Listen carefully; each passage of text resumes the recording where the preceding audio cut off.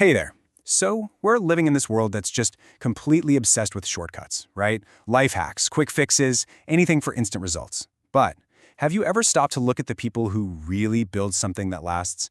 It feels like they're playing a totally different game. And today, we are going to dive into exactly that, the art of winning the long game.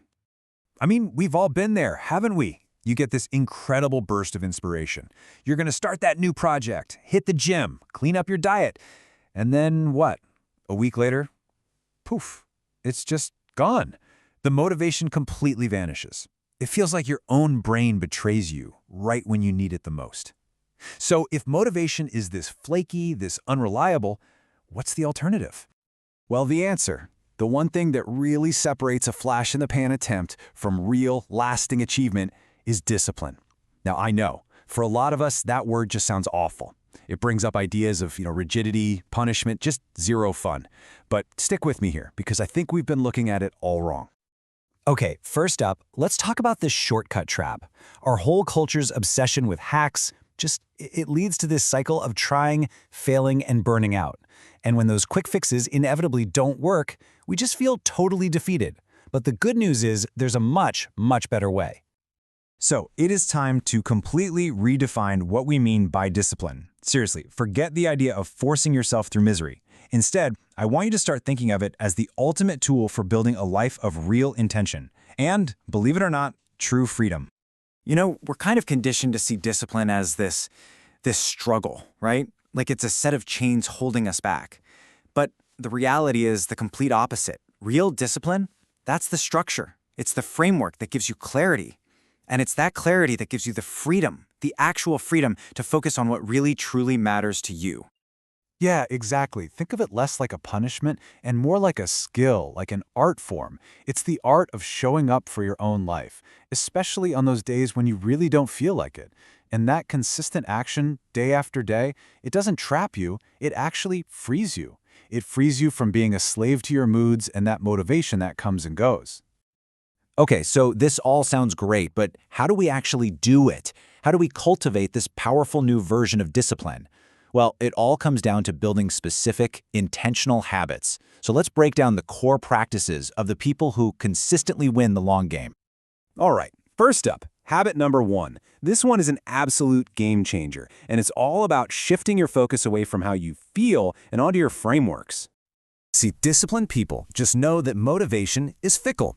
It's a fair-weather friend, so they don't rely on it, ever. Instead, they build systems. They create routines and design their environment to make the right actions almost automatic. Think about it.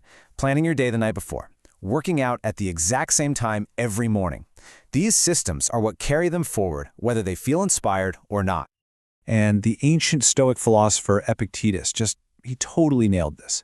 Greatness isn't some happy accident. It's the inevitable result of a good system working patiently, day in and day out.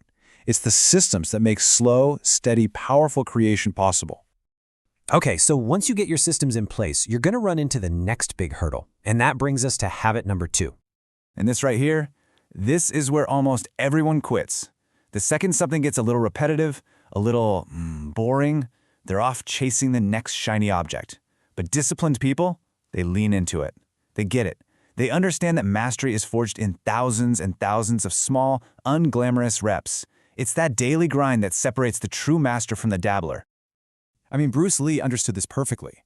It's not about learning a million different things. It's about going deep on one thing. When you can fall in love with the process itself, yep, even the boring parts, that's how you outlast everybody else who's just chasing novelty. All right, the next 2 habits are all about winning the inner game. So number 3 is all about aligning your actions with your philosophy, basically finding your why. Because when your actions are connected to a deeper purpose, discipline suddenly stops feeling like a chore. And then there's number 4, which is classic stoicism. Control what you can and release what you can't. Pour all your energy into your effort and your attitude, the only 2 things you actually control, and just let go of the rest. Okay, this next one is huge, because discipline isn't just about what you do. So often, it's about what you don't do. You have to remember, every single time you say yes to one thing, you are automatically saying no to something else.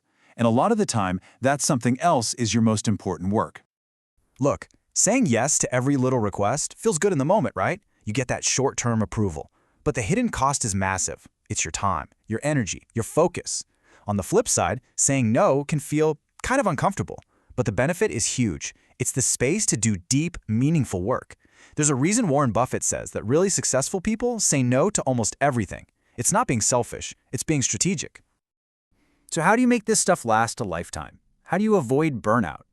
It really boils down to 3 key foundations for sustainability. First, you practice self-respect by actually keeping the promises you make to yourself.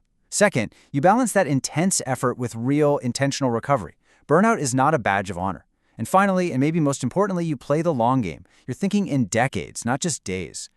So, after all this work, what's the ultimate win? What's the payoff? I'll tell you, it's not just about getting more stuff done or hitting some external goal. The real reward, it goes so much deeper than that. See, the real win here isn't just the external success, the achievement. That's just the tip of the iceberg. The discipline you build creates this incredible, unshakable inner foundation of self-respect and integrity. And that leads to the ultimate prize, a lasting state of real inner peace and a deep, powerful sense of purpose. And really, that's the whole point, isn't it? Because success without peace, that isn't really success at all. You can climb the highest ladder in the world, but if you get to the top and you just feel empty inside, what was it all for? The true art is mastering both games at once, the external game of achievement and the internal game of peace. So let's bring this all the way back to you, right now. Forget about some grand, life-altering plan. Just think about this. What is one small, totally manageable promise you can keep to yourself today? Just one. Because that's it. That's where this whole journey really begins.